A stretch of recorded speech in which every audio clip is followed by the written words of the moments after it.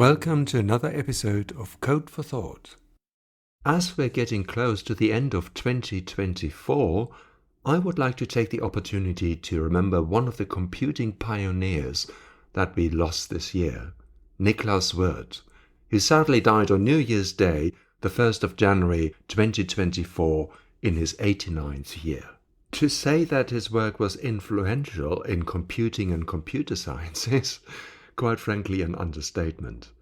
He was instrumental in creating and designing a number of programming languages. He wrote a number of influential books on programming. Take, for instance, his book on systematic programming from 1973, or the book on compiler construction. Always a hands-on person, he also involved himself with hardware design, for example the Field Programmable Gate Array, or FPGA for short, for which he developed tools and applications. His work was awarded multiple times, not least in 1984, when he received the Alan Turing Award for his work on programming languages. This kind of diverse and prolific output is what we might expect from someone who lived during the Renaissance, a true Renaissance man, Niklaus Wirth. And that being the case, I won't be able to do justice to all of his accomplishments, contributions, or works. That would probably make for a whole podcast series in its own right.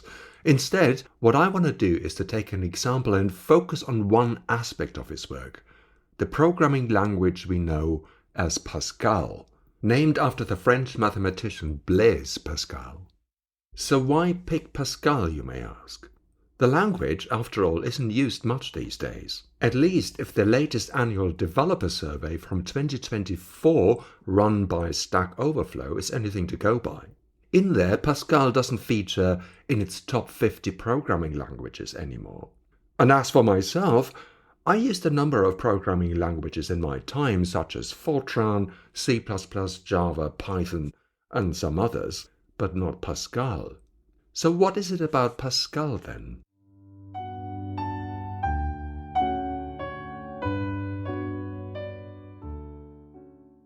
Well, let's go back and take a closer look at the Stack Overflow survey again. Because in the top 50 languages you will find an entry for something called Delphi, or Delphi, if you prefer that pronunciation.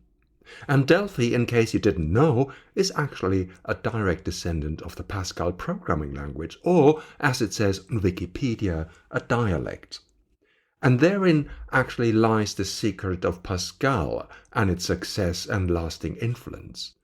Not so much, or at least not only, measured by the number of people who develop with it and still use it, but the fact that it inspired other tools, languages and technologies, and indeed a generation of engineers. To get a sense for the influence of Pascal, we need to step back in time. Back to around 1969, when Niklaus Wirth designed Pascal with an early implementation and compiler for the language on a CDC 6000 machine at ETH Zurich. CDC being the Control Data Corporation, a US company which built so-called mainframe computers like the CDC 6000 series I just mentioned.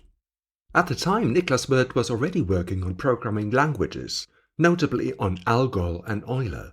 With Pascal, he wanted to create a programming language that was simple, flexible, and quick to compile. And since its release in the early 1970s, Pascal became quite popular. Perhaps not least because in 1974, Niklaus Wirth, in collaboration with Kathleen Jensen, published a book called Pascal User Manual and Report. Now, I don't know about you, but when I think of computer manuals and reference books, I think of big and thick volumes with hundreds and hundreds of pages. So I was quite surprised when I got hold of my copy of Pascal User Manual and Report, bought second-hand because I don't think it's in print anymore.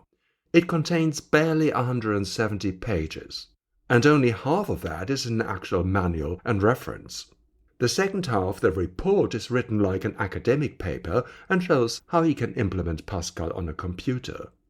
Compare all of that with, for instance, Bjørn Stroustrup's book on C++, which has more than 1,300 pages, or standard books on Java and other programming languages these days. But that's not all. The text, I think, itself is unique. For instance, on page 8 of the manual, you will find the following paragraph, and I'm quoting. Upon first contact with Pascal, many tend to bemoan the absence of certain favorite features. Examples include an explanation operator, concatenation of strings, dynamic arrays, arithmetic operations on Boolean values, automatic type conversions, and default declarations. These were not oversights, but deliberate omissions. And here comes the punchline. In some cases, their presence would be primarily an invitation to inefficient programming solutions.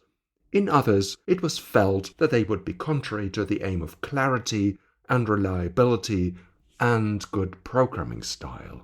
And this, in essence, sums up the philosophy behind Niklaus Wirth's work, on not just on Pascal. Focusing on the essentials, keeping things clear and as simple and efficient as possible. Or, as he continues in the book, a rigorous selection among the immense variety of programming facilities available had to be made in order to keep the compiler relatively compact and efficient.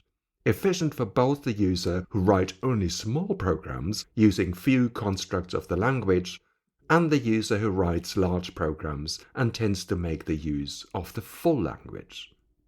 And we have to remember that all of this was no mean feat in the 1970s when this book was written, when computers were far more constrained in terms of their capacities and abilities. Which is very different today, of course, where we are used to far more powerful machines, and we have all the large sets of programming tools and languages at our fingertips. So it might be a bit hard to imagine the excitement that the book on Pascal, and indeed the language it describes, caused at the time, half a century ago. To get a sense for this, I wanted to find people who worked and learned with Pascal and experienced it firsthand. Luckily, 3 people responded to my call on Mastodon. The first we hear from is Irving Reid from Canada. Here he talks about the effect the book had on him. Hello, Irving. Good morning and good evening, depending on your time in the world.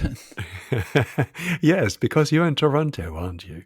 I am, yeah. I've lived in Canada all my life, except for a brief stint in the U.S. for a job, but Toronto for the last 30-some years.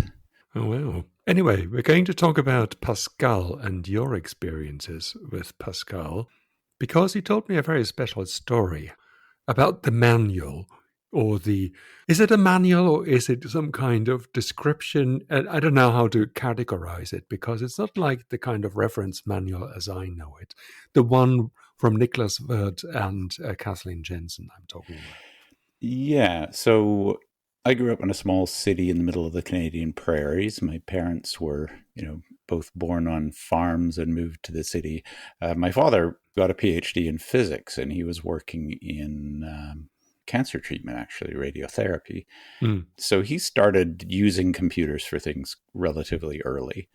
And so my first opportunities to program were in sort of the late 1970s. And I learned BASIC, and I'd written a few programs in BASIC and was quite interested in it. And, we got an Apple II in our home when they first came out. My father liked to follow what was going on in the business. And one day he came home with this red and silver and other colors, this classic Springer Verlag Pascal user manual and report. And I sat down with this thing and I started to read it, and it just took my brain over. It blew my mind. Here I was, pretty sure I was in high school at the time, and had done enough programming to kind of have an idea of what was going on. And here was this thing that introduced me over the course of a few hours to structured programming, to the idea that a programming language could have a formal syntax, to the idea that, you could use descriptive language, Bacchus-Nauer form BNF, like I'd never seen it before. And that was that day reading that book, And if I remember correctly, I have this image of myself lying on this green couch that my parents had in their living room and reading that thing cover to cover in the first afternoon that I saw it. because it just, I went from these computers are pretty neat and it's fun to make them do stuff to just, all of a sudden there was this whole new world. And to somebody who was, in university taking computing, all of this stuff was, that was what you talked about all day, every day, but I'd never seen it before. And it was just wild. And, and I went from there. I then played around with, we got the Apple Pascal. There was a version of the UCSDP system, which was a bytecode compiled Pascal. You could actually run off of 2 floppy disks on an Apple II. I think it came with an example of balanced binary tree implementation in code.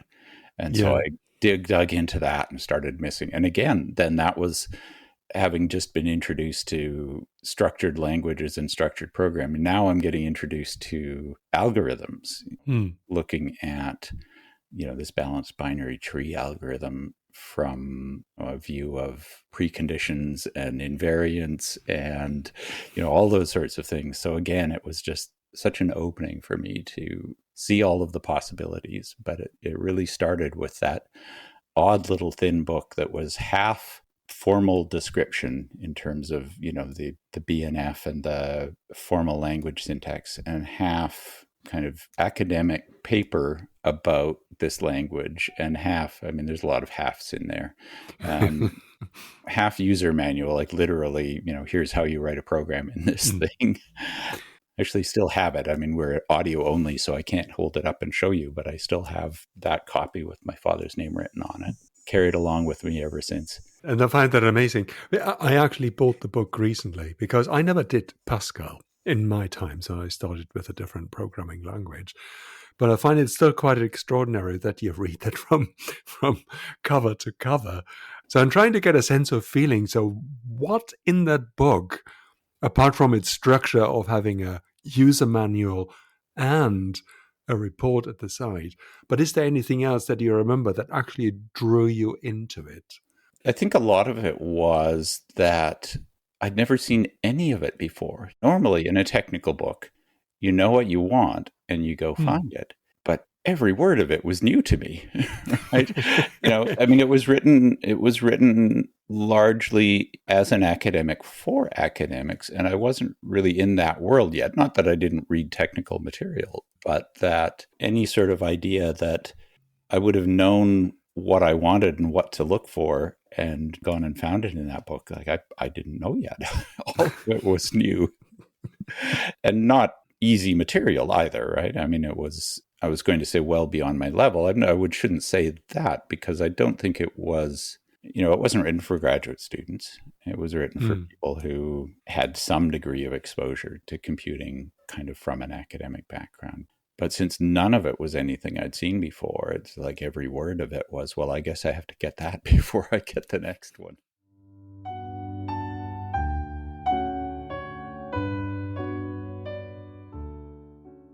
Well, the book must really be mind-blowing if people like Irving read it back to back.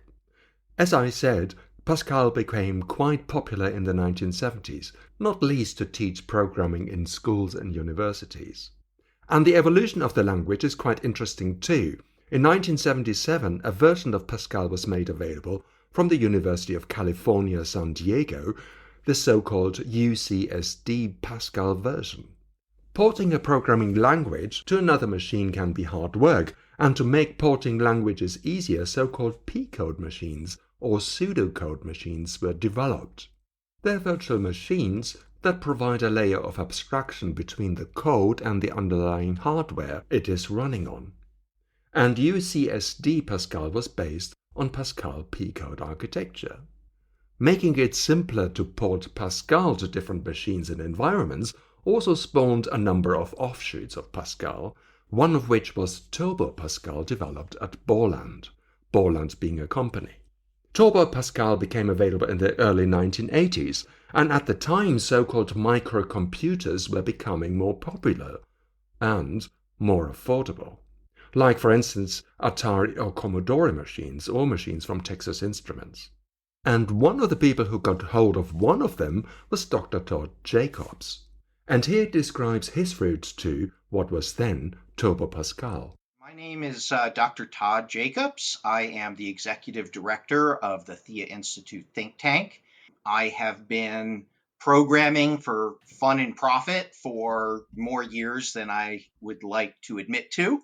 Um, and as we discussed, I think prior to the show, I got my early start programming on the VIC-20, the Commodore 64, TI-99, the early Apples, and I used to program with my friends. If you remember, Byte Magazine used to have those little things that you could type in their own special code out of the back of the magazine to create programs. That was my introduction to programming. I'm not quite sure that many people still remember the Commodore and the TI-99. I do remember the Ataris as well at the time, Mm-hmm. though, and the early Apples, because I remember that I did physics, and one of the machines we used in the experiment was actually, it wasn't one of the first Apples, but it was certainly at the end of the 1980s, early 1990s. And at the time, Apple was using Pascal as a programming language.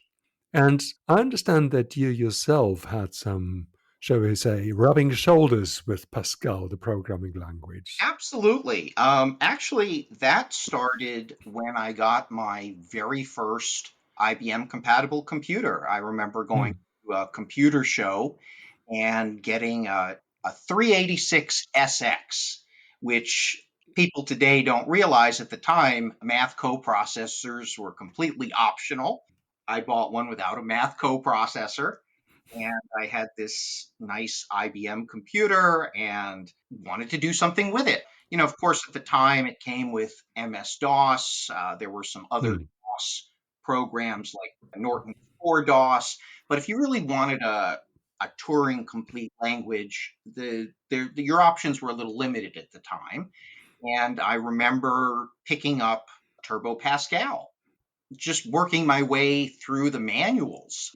Back then everything came with manuals, and the language was small enough to fit in two or three very large books. And that's actually my introduction to fully structured programming and object oriented programming. I taught myself through those manuals.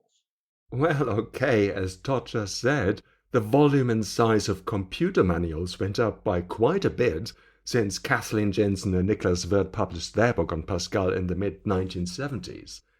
But as I said, the size of computers became considerably smaller.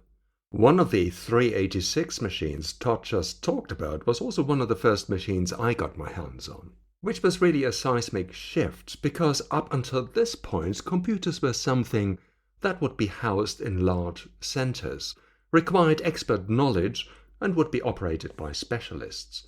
So getting your hand on something you could put on your desk and play with or program for was all exciting and new. And so it was no surprise that a number of people, including yours truly, jumped on the bandwagon and got their hands dirty on programming. And for many, that meant programming in Pascal, like Todd for instance, or one of its variants. It was a time also when user and developer groups would get together and grow. And here's Todd again. Well, at the time, this was pre-internet. So bulletin board systems were a big thing at the time. And I ran my share of BBS systems back in the day.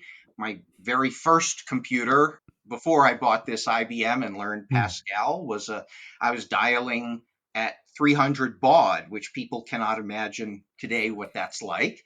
But once I had this new ultra powerful computer, I decided to put it to better use, and I ran a series of bulletin board systems and joined FidoNet, which was, I mean, it's still around today. I don't think it's, Yeah, I think I saw it one. Yeah, I did see it's, it. it's not widely popular, but it still exists. And the idea of FidoNet was very similar to today's internet, except that it was intermittent. It was based on intermittent connections. Mm-hmm. And people would run nodes and they would share messages and files between nodes, and they had a whole hierarchy for distributing this stuff. But one of the, I don't remember what they're called now, channels, services Yeah. that you could subscribe to was focused on Pascal.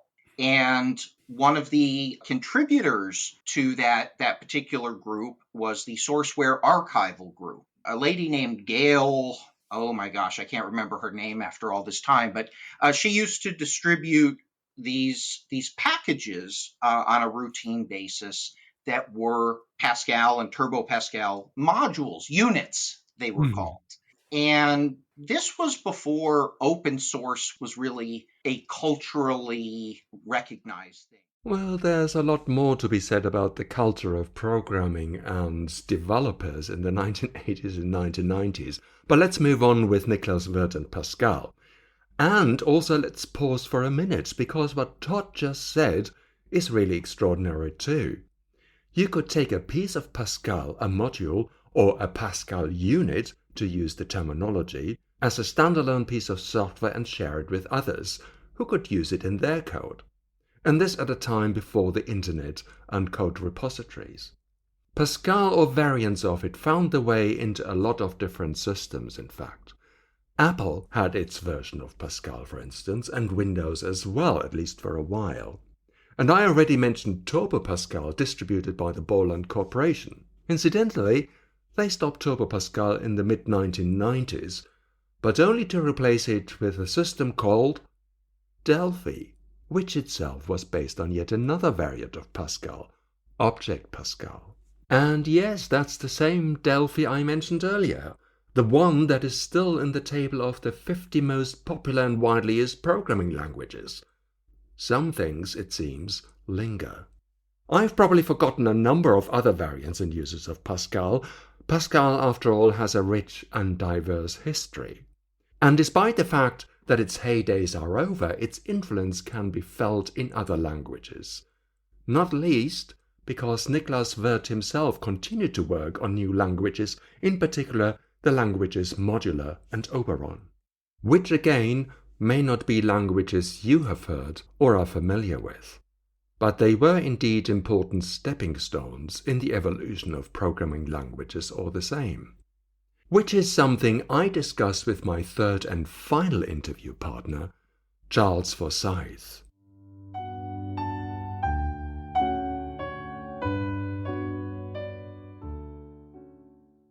I met Charles through another member of the UK Society for Research Software Engineering, Ian Cottam, who kindly introduced us.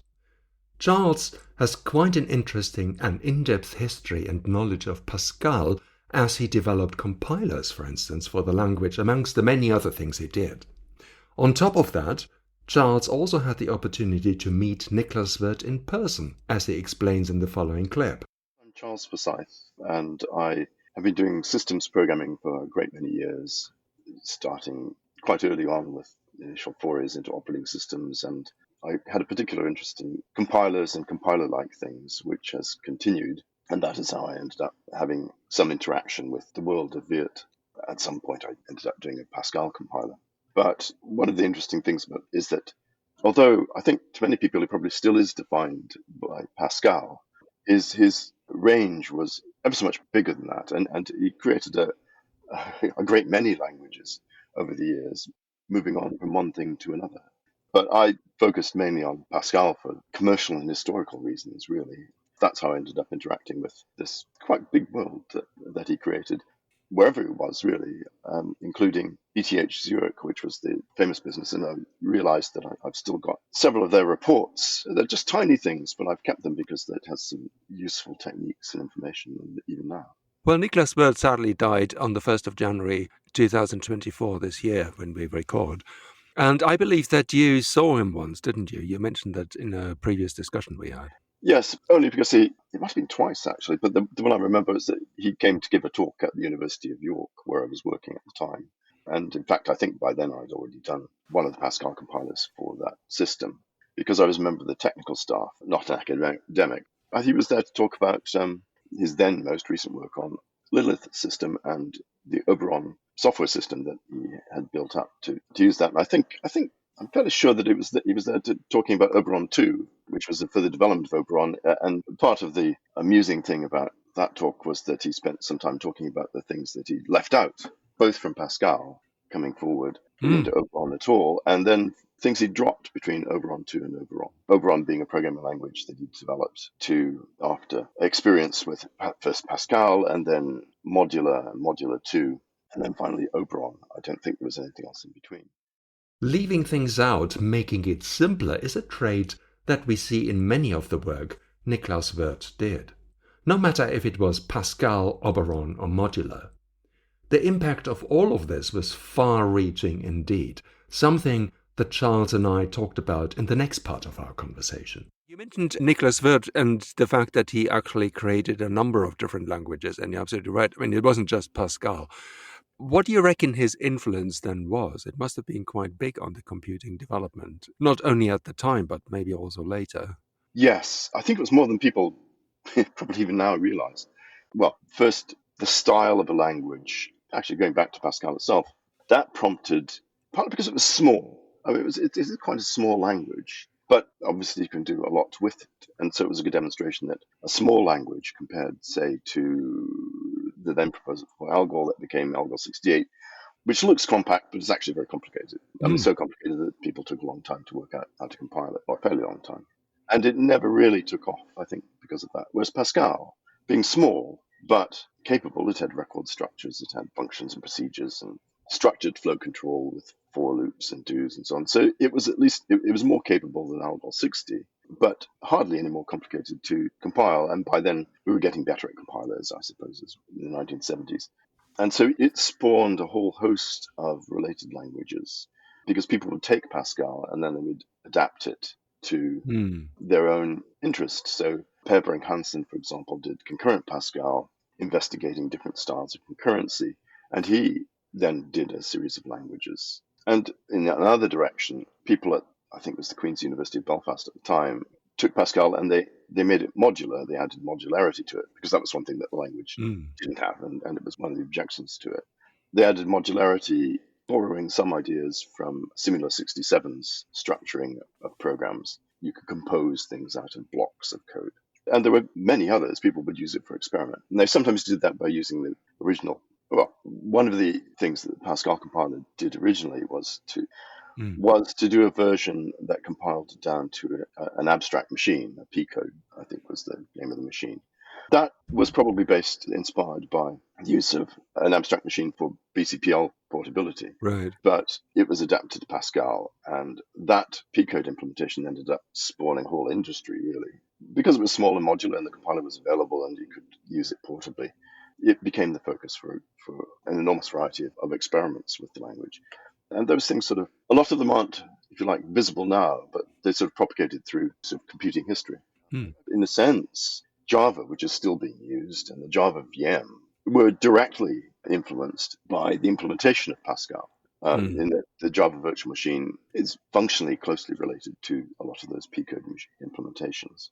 Another influence was the Oberon system that he ended up creating had an unusual structure for its user interface. It was an editor with panels, recordings I can't show you, but later Rob Pike, who was then at Bell Labs, saw this Oberon system and thought it was fascinating how much was done with so little, and being also inspired towards minimalism.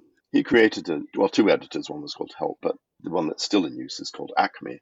If you were to look at my screen, you would see a similar structure of frames and file name tags and so on. And the user interface to that involves chording with the mouse. Now, Pike's implementation of that is sort of a streamlined version of it. But the Oberon system itself used the mouse extensively with this chording structure so that, in Acme's terms, you sweep over something with button 1 and select it. But if you click on button 2 while that's selected, it cuts. And you hit button 3, it pastes. So you have this interesting effect of grabbing text. But that idea and that user interface was derived from Oberon, or seeing Oberon in action. There were a couple of things that struck me in this conversation. First, that the P-code system used in Pascal led to, directly or indirectly, to the Java virtual machine, or the Java VM for short. Java, and with it the Java VM, of course, are still widely used. The second thing that Charles mentioned was that people were surprised by how much can be done with so little. Pascal, and to some extent Oberon, being relatively small and simple languages.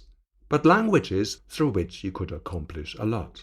But as Kathleen Jensen and Niklaus Wirth admitted in their book on Pascal, this simplicity came at a price, for some things and some goodies had to be left out.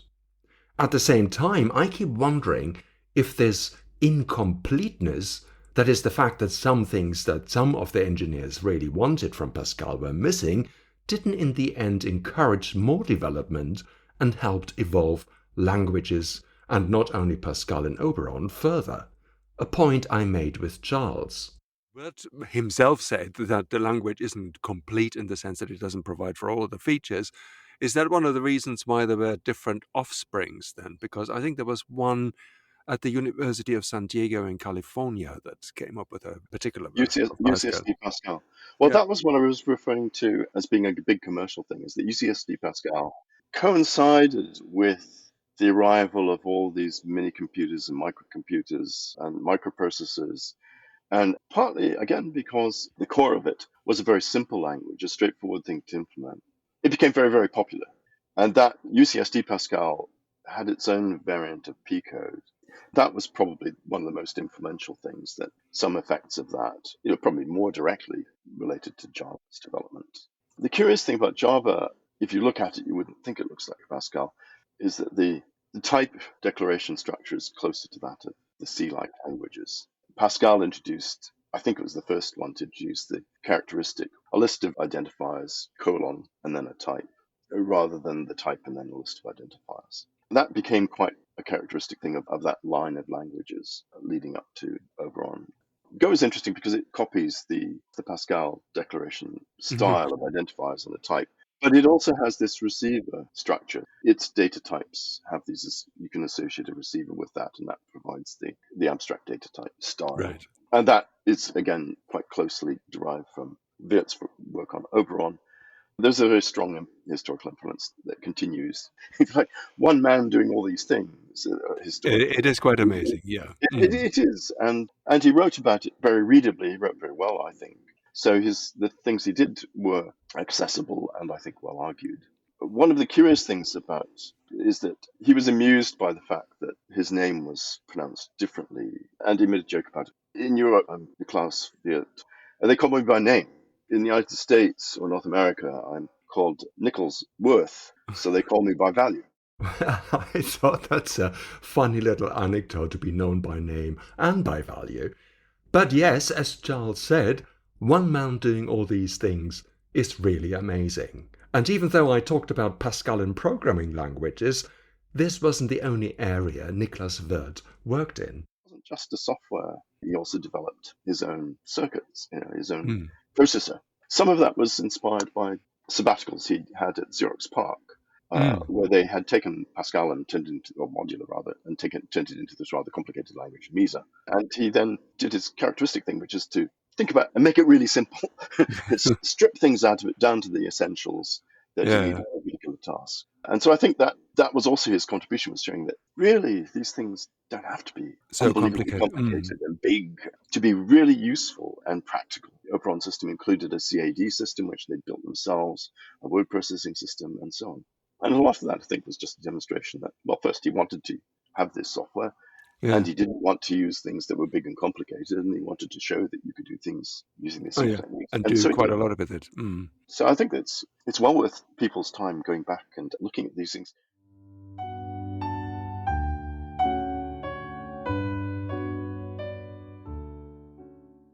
I think going back in time and try and find out how things started is not just interesting for historical reasons, interesting as they may be, of course. I think it's also helpful and perhaps even essential to get a deeper understanding of the technologies, tools, and components we all use when we create software. And there is another no less important lesson from Niklaus Wirth. Things don't have to be complicated. And it's okay to create something that isn't complete and all-comprehensive, as long as it's something that works well and efficient. And so, at the end of this episode, I hope we are able to heed the lessons that Niklaus Wirth taught us. And I'm sure, or at least I hope, that his many contributions to computing and technology will live on. At the end, I'd like to thank Irving Reid, Todd Jacobs and Charles Forsythe for their gracious time and patience to talk to me. And as per usual, if you'd like to comment, have suggestions, or simply want to say hi, you can do that via my LinkedIn, Mastodon or Blue Sky profiles. Or you can contact me on Slack, Matrix or email, or even text me directly from your podcast app. And if you'd like to support this show, which I hope you will, please consider contributing via my Patreon page. Many thanks for listening.